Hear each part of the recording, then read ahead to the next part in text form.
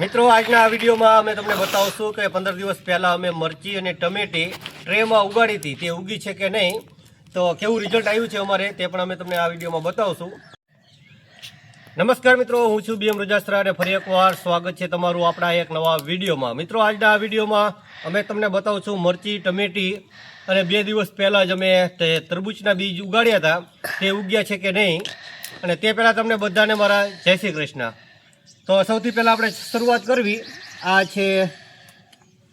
છે મરચીનું બી, જોઈ લો આખી ટ્રે છે, જેમાં લગભગ 15 દિવસ જેટલો થયા ટાઈમ, છતાં પણ એક પણ બી ઉગ્યું નથી. જોઈ લો આમાં, એટલે 100% ફેલ થયું છે. છતાં પણ અમે આને પાણી પાવી જોવી આગળ શું થાય છે કે નહીં તે.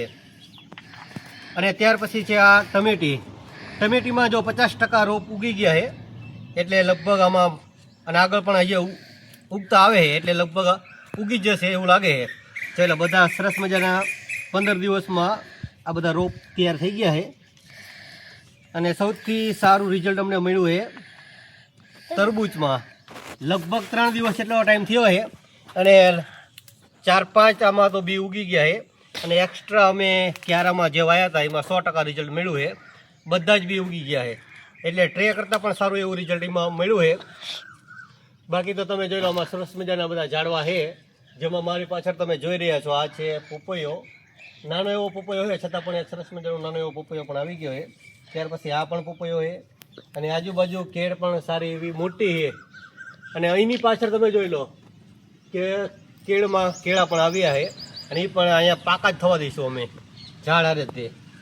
તો સરસ મજાનું આ બધું અમે વાવ્યું છે, તો અમે 100% ઓર્ગેનિક કરી એના માટેનો પ્રયત્ન કરવી. બાકી તો તમે જોઈ લો સરસ મજાની કેળ છે, એમાં કેળની બાજુમાં જ આવા નાના નાના બીજા પણ રોપ ઉગ્યા છે. તો આ પણ છે, જોઈ લો બીજો સરસ મજાનો રોપો. ત્યાં ઘણા બધા નાના મોટા ઝાડવા અમે અહીંયા આગળ વાયા છે, અને થોડું થોડું કરી અને પ્રયત્ન કરવી કે સારા એવા મોટા ઝાડવા થઈ જાય. બાકી તમને અમારો વિડીયો પસંદ આવે તો વિડીયોને લાઇક કરજો, શેર કરજો, અને અમારી ચેનલ ઉપર તમે નવા હોય તો અમારી આ ચેનલને સબસ્ક્રાઈબ પણ જરૂર કરી દેજો. અમે મોટાભાગે આ રીતના ઉગાડવાના અને ખેતીના વિડીયો બનાવતા હોઈએ છીએ.